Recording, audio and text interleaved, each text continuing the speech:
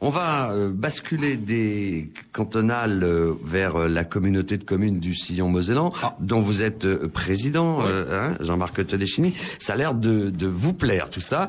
Et j'aimerais quand même, là aussi, je fais beaucoup de citations ce soir. En janvier 2008, la presse locale avait relayé la proposition de mise en place d'une réflexion commune et d'un avenir commun sur les trois communautés du bassin de l'Orne et de la vallée de la Moselle. C'était la volonté de Jean-Pierre Masseret, président du conseil régional. Et c'était lancé par Patrick Abad, qui d'ailleurs a réitéré cet appel en septembre. On va pas se battre sur la paternité. Alors, où en est-on aujourd'hui? On va pas se battre sur la paternité. Certains n'ont pas besoin de s'exprimer pour être dans la presse. Et Patrick Abad s'exprime beaucoup sur ce sujet, mais Jean-Pierre Masseret avait demandé sur ce territoire en jeu. Et là, c'est vrai que Patrick Abad, qui est vice-président du conseil régional, souhaitait que ce territoire soit classé territoire en jeu. Jean-Pierre Masseret avait demandé à un des présidents de ces trois intercommunalités d'animer des rencontres pour voir les projets communs dans lesquels la région pourrait s'impliquer. Je vous interromps 2 secondes, on va rappeler juste... Vous avez en face de vous le président qui a animé ces réunions. Absolument. Alors, il y a la communauté de communes du Sillon-Mosellan, dont vous êtes le président. Oui. Il y a la communauté de communes du pays de l'Orne-Moselle et également la communauté de communes de Mézières-les-Messes. Monsieur Michel. Avec quand même 100 000 habitants. Oui, c'est un territoire je dirais c'est une continuité territoriale urbaine même, sauf le côté des rives droites de la communauté de communes de Mézières-les-Messes, qui sont des villages où il fait bon vivre aujourd'hui, où finalement c'est une qualité de vie qui est différente de ce côté-là. Je crois tout simplement à l'époque j'avais présidé des réunions de travail, mais on n'a pas à l'ordre du jour des fusions de communes, des fusions de communautés de communes.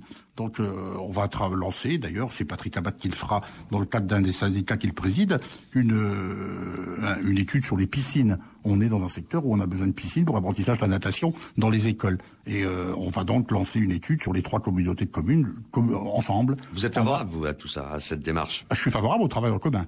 Travail en commun. Au travail en commun. Mais vous n'êtes pas favorable à la fusion. Mais je crois que c'est prématuré de parler de fusion.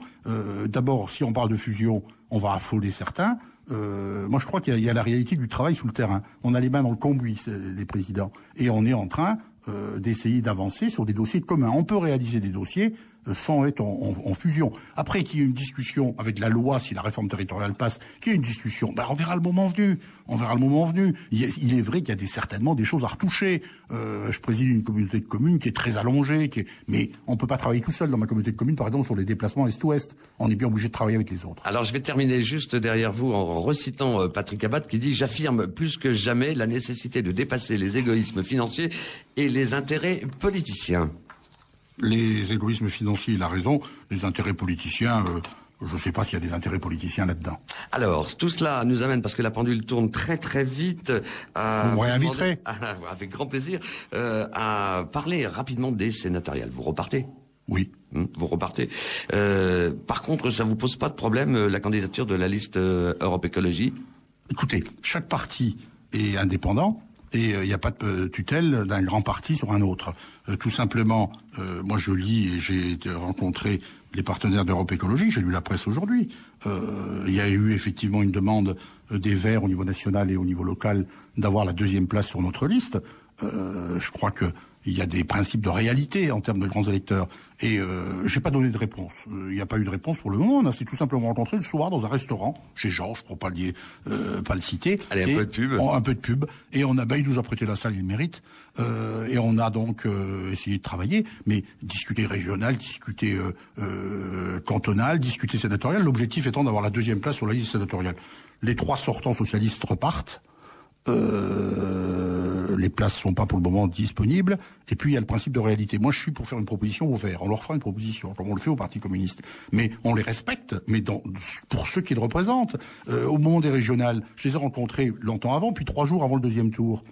Je sais ce qu'ils demandaient. Le soir du 2e tour, moi, j'ai respecté ma parole. Application de la proportionnelle intégrale, alors qu'ils n'avaient pas fait 10%, on pouvait très bien leur dire, écoutez, on vous prend, mais là, vous êtes éliminés, quoi. Donc mais non, on a appliqué de la proportionnelle, respect des partenaires. On gagnera pas l'élection présidentielle tout seul, on est bien obligé d'avoir des partenaires. Donc c'est le respect des uns et des autres. Ils ont même été bénéficiaires en plus, puisque le siège supplémentaire qu'on a ramassé au 2e tour, c'est eux qui l'ont eu. Mais la candidature d'Europe Écologie, est-ce exactement ce que vous attendez de vos partenaires, spécialement sur le terrain mosellan? Je peux pas les en empêcher en tout cas. Et ils avaient une liste la dernière fois. D'accord, très bien. On va refermer... Mais on n'a pas fini de discuter. Donc, on se reverra. Un mot très rapide et très court autour du cas Aurélie Filippetti. Sa circonscription. Oui. Bah, écoutez, le gouvernement, par Marleix, son secrétaire d'État, Marleix, a supprimé cette circonscription. On a assisté. Le sens de ma question, c'est on a assisté en Moselle, en plus, à un charcutage sur Metz au bénéfice du maire de Voipy, qui aujourd'hui part au sénatorial et qui, semble-t-il, dernière nouvelle, voudrait être président du Conseil général. Mais ça, il me l'a pas confirmé. Il faut que je m'entretienne avec François Grosdidier. Mais il serait candidat au cantonal, paraît-il, que le bureau départemental de l'UMP a été amusant et sportif. Voilà quelques jours. Donc, Aurélie Filippetti, elle est députée de Moselle. Je lui ai demandé de venir se présenter en Moselle. On lui fait des propositions. On est en voie de trouver un terrain, je dirais, il faut bien qu'elle retrouve une circonscription en Moselle où elle puisse être candidate.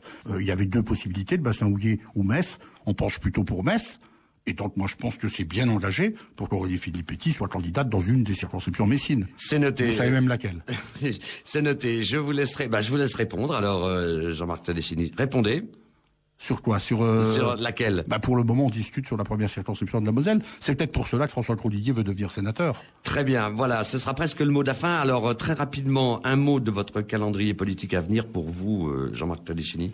Écoutez, on est en pleine continuité des conventions internes du Parti socialiste où on travaille sur le projet. Donc on a eu une dernière convention sur l'égalité réelle le 2 décembre, en même temps que le vote des militants sur la liste pour les élections sénatoriales qu'on venait d'évoquer. Donc la liste sera connue, du moins la nôtre, les candidats socialistes. Après, les partenaires auront de la place dessus. Mais nous, on va désigner nos candidats le 2 décembre. C'est une étape importante. Et puis c'est la mise au point, je vous le disais tout à l'heure, des propositions pour la Moselle de demain. Comment, dès le mois de mars, changer cette vie en Moselle et essayer de lutter contre cette pauvreté rampante. Et puis les élections cantonales, on a de beaux travail. Et puis mon travail de parlementaire, bien sûr.